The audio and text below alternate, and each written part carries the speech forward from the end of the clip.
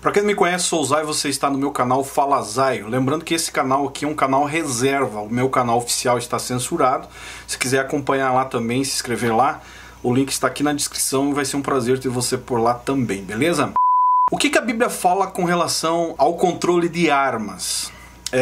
Eu tenho recebido muitas perguntas e, sendo bem sincero, nunca respondi ninguém com relação a esse assunto. Porque, cara, na verdade é um assunto que traz uma certa polêmica de ambas as partes, quem defende e quem não defende, e acaba virando discussões desnecessárias. E quando se torna de discussões desnecessárias, eu evito. Mas eu recebi um link do Larry Pratt, não sei se é assim que se pronuncia, afinal eu sou brasileiro e mal falo português. Mas esse cara escreve no seu texto, cara, algo muito interessante. Ele faz uma abordagem de Gênesis a Apocalipse com relação a essa ideia de armas. O que a Bíblia diz, o que a Bíblia não diz, se é a favor de se defender ou não, enfim. E o que a gente mais vê argumentações por aí é dizendo que se liberar o armamento pro povo, o povo se armar, vai ter crime um atrás do outro. Eu, particularmente, até concordo com o Lowry aí na algumas coisas que ele fala, é que, na verdade, o problema não é a arma, não é o revólver, é qualquer coisa que passa a ser usado como arma. Até um violão na cabeça de um ser humano, uma pedrada na cabeça do ser humano, qualquer coisa pode ser vista como uma causa de um crime. Mas o que a Bíblia diz com relação a esse ponto de vista? Primeiro a gente tem que entender que começa em Gênesis, na verdade, onde Caim e Abel tiveram lá as suas desavenças, e Gênesis 4 você vai achar isso, e lá fica claro o primeiro assassinato na Bíblia, onde Caim ofereceu um sacrifício inaceitável perante Deus. E ele ficou perturbado, indignado por Deus querer que ele fizesse a coisa certa. E deixa claro que Caim ficou irritadíssimo por Deus não se agradar dele ter feito a sua própria vontade. Tinha que agradar a vontade de Deus, sim. Para um bom entendedor, verá que Caim estava literalmente mais enganjado, mais decidido em matar o seu irmão do que apresentar um sacrifício agradável a Deus. E é bom lembrar que naquela época não havia armas de fogo, revólver, alguma coisa nesse sentido. O que existia na época? Troncos de madeira, pedra, faca talvez. A Bíblia não relata, não diz o que foi. A real é que o mal do coração de Caim é que provocou um assassinato, e não a disponibilidade de uma arma mortal. Entenderam? Cara, se você ler o texto Gênesis, você vai achar lá que Deus ele não proibiu as armas, ele não proibiu usarem pedra, ele não proibiu usarem faca, ele não proibiu usarem tronco de árvore, galho, sei lá, mas Deus resolveu banir o assassino. E mais tarde, lá em Gênesis 9, do 5 ao 6, Deus resolveu instituir a pena, mas não disse sequer uma palavra com relação a proibir armas. Sabe por quê? Porque os instrumentos de defesa precisam estar espalhados por toda a nação, cara. Se você olhar lá para a América, Estados Unidos, você vai entender uma coisa. Se você ler algo sobre, você vai encontrar que quem fez a Constituição nos Estados Unidos sobre o armamento usou literalmente algumas coisas relacionadas à Bíblia. Isso é, os instrumentos de defesa precisam estar na mão da população e não concentrado na mão do governo, do Estado, como monopólio. Afinal, num bom país, um país decente, que não é o caso aqui do Brasil, que a gente precisa trazer uma certa educação mais aplausível no Brasil, mas num país decente, onde o temor de Deus impera, onde a direção do Espírito Santo é o que comanda, não há razão para o governo querer o monopólio de armas. Isso é, da força, da defesa. Quando o governo deseja esse monopólio, é sim um perigo à vida, à liberdade e exatamente à propriedade dos cidadãos. Essa suposição de que pode ser perigoso, eu até entre aspas concordo.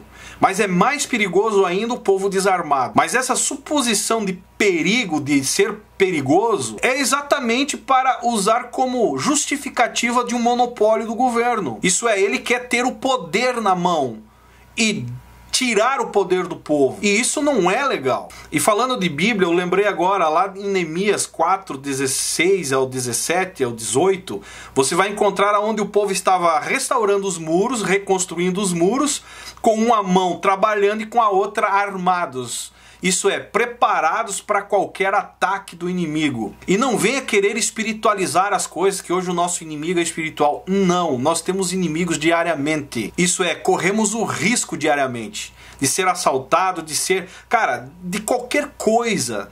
Então é momento de nós não ficar espiritualizando as coisas e entender na raiz como é que funciona. O inferno não é feito para coisas, é para pessoas. Não é feita para armas. É para pessoas, entendeu? É para assassinos e não assassinos. A responsabilidade pertence só às pessoas e não às coisas que elas usam. Então essa ideia que eu não preciso de armas e é que Deus vai me proteger, cara, você precisa rever esse teu conceito porque alguma coisa não tá batendo. Você lembra lá quando Satanás chegou diante de Jesus e disse, ó, se você realmente é o Filho de Deus, se atire aqui de cima, Mateus 4 e 7, o que Jesus respondeu? Não tentarás o Senhor teu Deus. Então fica claro, aqueles que confiam em Deus e acreditam na sua escritura, deveriam também fazer a provisão adequada para a sua própria defesa. Pois alguém que se recusa a proteger a sua própria vida e a vida da sua família,